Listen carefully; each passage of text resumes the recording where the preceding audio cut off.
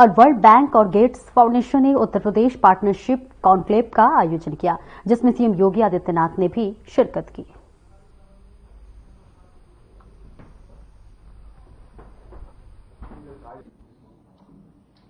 मैं सबसे पहले आप सभी का, जिसमें वर्ल्ड बैंक, पीएमजीएफ और कृषि क्षेत्र में प्रोडक्टिविटी की दृष्टि से निजी क्षेत्र की क्या सहभागिता हो सकती है, विभिन्न क्षेत्रों के आप सभी प्रतिनिधियों का स्वागत करता हूं कि आज आप उत्तर प्रदेश में आए हैं और इस क्षेत्र में जो कार्य चल रहे हैं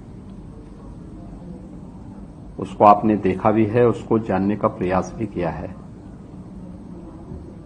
देखिए, एक छोटा सा उदाहरण मैं आपको दूंगा। उत्तर प्रदेश में या कहीं भी एक सक्सेस स्टोरी क्या हो सकती है। उत्तर प्रदेश में एक बीमारी थी इंसेफ्लाइटिस की। हमारे 38 जनपद उससे प्रभावित थे।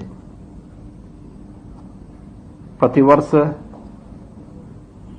1500 से लेकर 2000 तक बच्चे उस बीमारी से मरते थे। 1 से 15 वर्ष तक के बच्चे उसके शिकार होते थे और 40 वर्ष में 50,000 से अधिक मौतें हुई।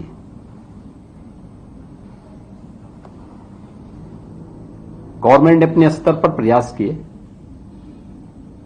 बहुत सारे अभियान चले। 2017 में जब मैं आया था तो मैंने इस बीमारी को पूरी तरह समाप्त करने के लिए शासन स्तर पर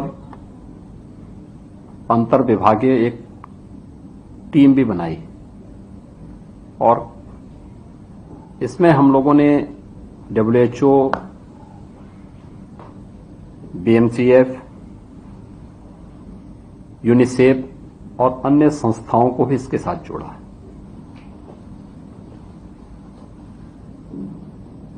और जो कार्य 40 वर्षों में नहीं हो पाया था वह हमने मात्र 3 वर्ष में इस बीमारी को पूरी तरह समाप्त कर दिया है।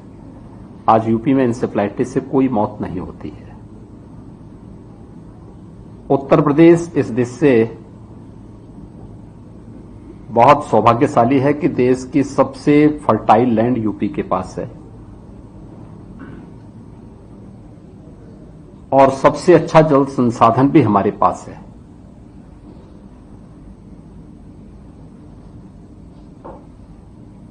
हमारे पास इस क्षेत्र में बहुत आगे बढ़ने की संभावनाएं हैं, लेकिन एक यहां पे उत्तर प्रदेश के अंदर केंद्र और राज्य शासन के स्तर पर किसानों को प्रोत्साहित करने के लिए शासन स्तर पर प्रयास हो रहे हैं। 75 डिस्ट्रिक्ट हमारे पास हैं, लेकिन 89 हमारे पास कृषि विज्ञान केंद्र हैं। 6 एग्रीकल्चर यूनिवर्सिटीज भी यहां पे काम कर रही हैं। निजी क्षेत्र में भी बहुत सारे लोग इस फील्ड में काम कर रहे हैं। लेकिन मेरा यह मानना है कि जब तक आप अपनी सक्सेस स्टोरी को टेक्नोलॉजी के माध्यम से उन लोगों तक नहीं पहुंचाएंगे, तब तक अपेक्षित परिणाम नहीं आ पाएंगे। और इस से महत्वपूर्ण सुझाव आप लोगों ने यहां पे कुछ दिए हैं और कुछ चीजें हमारे कृषि विज्ञान केंद्र, कृषि विश्वविद्यालयों के साथ मिलकर के शासन, BMCF, वर्ल्ड बैंक और इस फील्ड के जो अच्छे स्टार्टअप्स हैं, ये सभी मिलकर के जब इस कार्यक्रम को आगे बढ़ाएंगे तो रिजल्ट अवश्य आएगा। मेरा यह मानना है कि उत्तर प्रदेश ने पिछले 5-7 वर्षों में जो सफलता प्राप्त की है कृषि क्षेत्र में, और बहुत संतोषजनक है। लेकिन इसमें अभी भी थोड़ा भी प्रयास हम करेंगे तो 3 से 4 गुना वृद्धि आसानी से हो सकती है। क्योंकि अभी तक हमारे किसान टेक्नोलॉजी से भागते थे, समय पर उन्हें बीज की उपलब्धता नहीं हो पाती थी, बीज की क्वालिटी के मूल्यांकन की कोई भी व्यवस्था नहीं थी। ये सभी कार्यक्रम आगे बढ़ेंगे तो उसका लाभ होगा।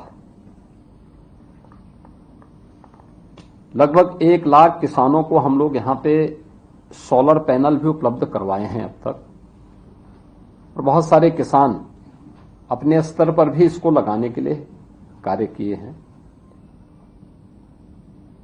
उत्तर प्रदेश देश के उन राज्यों में है जो अपने किसानों को सर्वाधिक बिजली उपलब्ध करवाता है, इरिगेशन के लिए भी।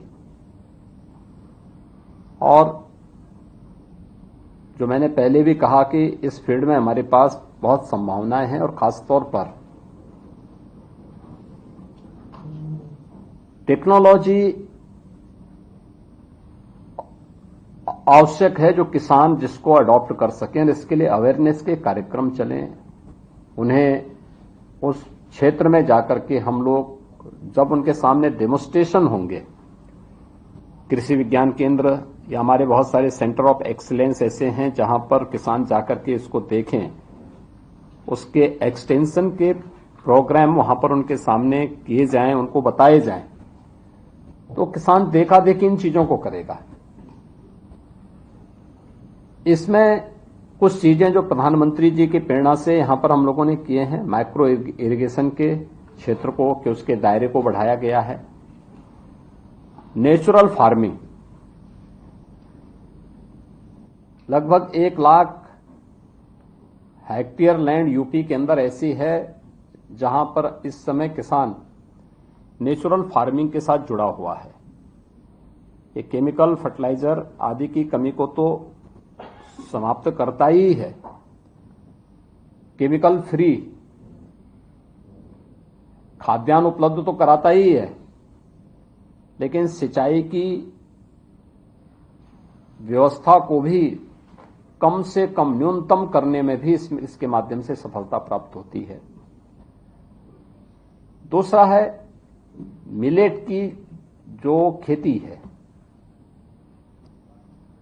कम से कम पानी में अच्छा उत्पादन ये देता है। और आज आपने देखा होगा कि 2023-24 का वर्ष तो मिलेट वर्ष ही घोषित किया गया था, तो स्वाभाविक रूप से इसके दायरे में भी यहां वृद्धि हुई है।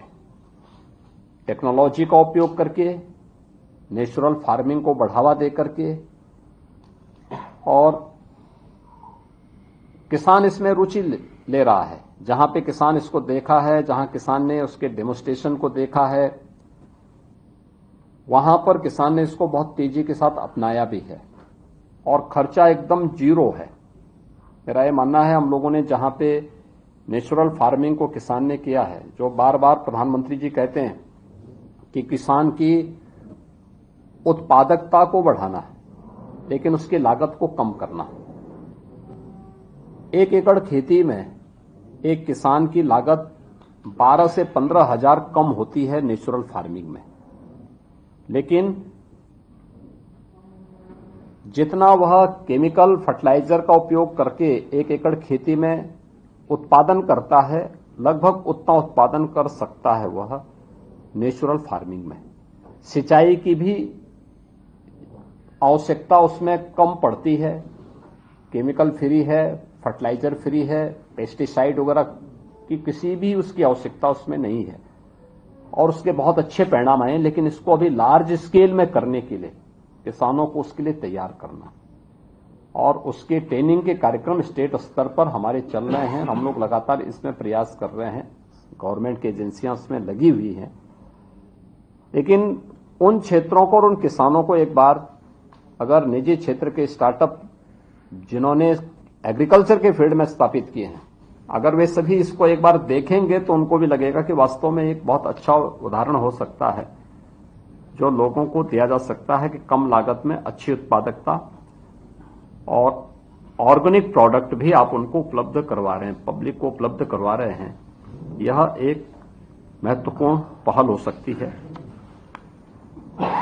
मुझे लगता है कि मैंने आपके सामने एक उदाहरण दिया कि हमारे लिए एक अवसर होगा और आपके लिए एक अनुभव है उत्तर प्रदेश जैसे राज्य में कार्य करने के लिए कितनी अच्छी फर्टाइल लैंड का उपयोग, टेक्नोलॉजी के बेहतर उपयोग करने से कैसे हम किसान की आमदनी को दोगुना नहीं बल्कि 3 से 4 गुना तक बढ़ा सकते हैं, उसका एक केंद्र भूमि उत्तर प्रदेश बन सकता है। उस पर आप सब यूपी में आए हैं। मुझे पूरा विश्वास है कि हम लोग इस दिशा में अवश्य सफल होंगे। आप सबके सुझाव के लिए मैं आपको धन्यवाद देता हूं और विश्वास करता हूं कि हम लोग जरूर इस दिशा में आगे बढ़ेंगे और टीम यूपी आपको पूरी मदद करेगी।